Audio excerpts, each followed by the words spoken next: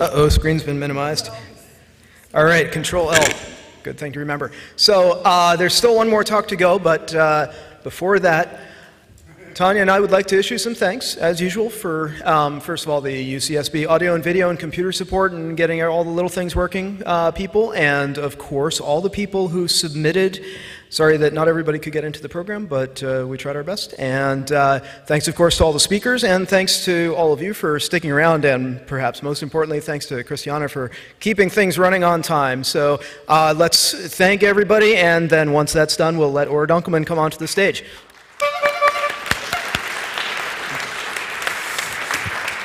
Okay, so now I have this, they cannot stop me, so feel free to just leave when you had enough.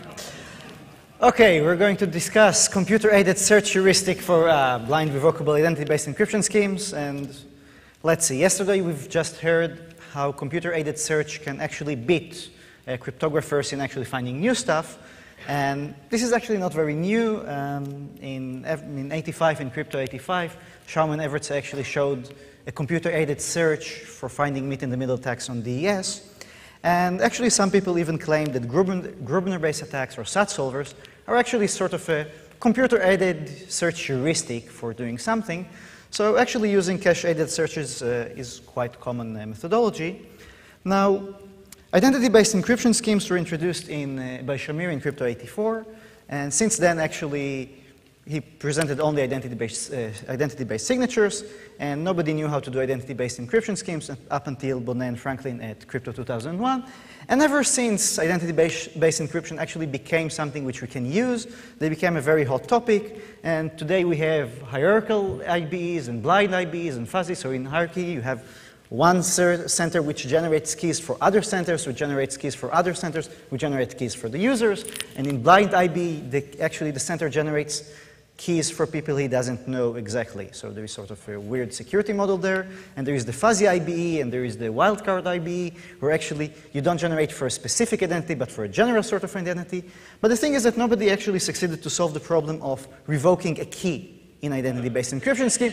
Usually what people are doing to solve this problem, they just say, look, you put the identity and you put some date into the identity, and once the date passes, the identity is no longer valid and you cannot receive emails. However, you actually need this sort of thing. For example, when your secret key is exposed, you want to revoke the key.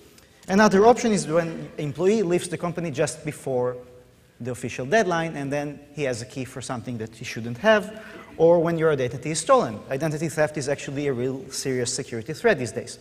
Other options in case where you change your identity, or there are even several reports on people losing their identity completely. Especially this is a real issue recently. Don't walk alone around the campus at night, please. Now, actually, we tried to find other uses for RIBEs, and we actually ran a computer-aided search on Google.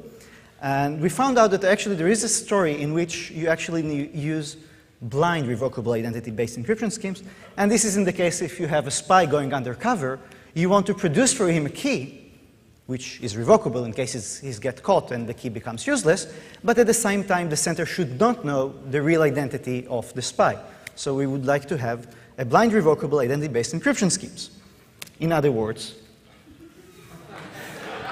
now,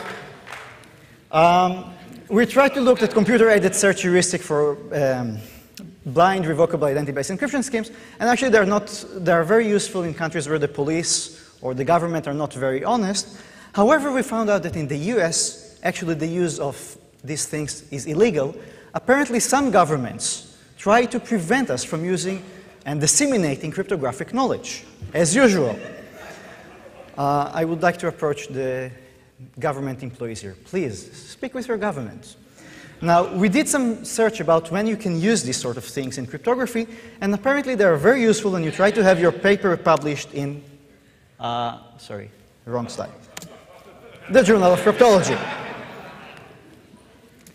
Okay, so Journal of Craptology, recreational crypto, it was started in '98, revived in 2005. Latest volume, February 2010. Actually, we're just waiting for a single paper to publish the next volume. So if you happen to have some recreational crypto paper that you would like to submit to a real journal, open access. Leakage, yeah. So, please, cryptologic research, funny and amusing, controversial, non-offending, as usual, unless it's really, really funny, and then we don't really mind. I mean, there is a trade-off. Here are some new directions if you're looking for a topic for our new journal. Wiki leakage resilient cryptology, it's a very hot topic. Fault attacks on tectonic boards, it's very important around here. And actually, after the introduction of pseudo-numbers like tentin and bazillion, random pseudo-number generators. So please visit us, submit papers. We're waiting for one last paper. Thank you.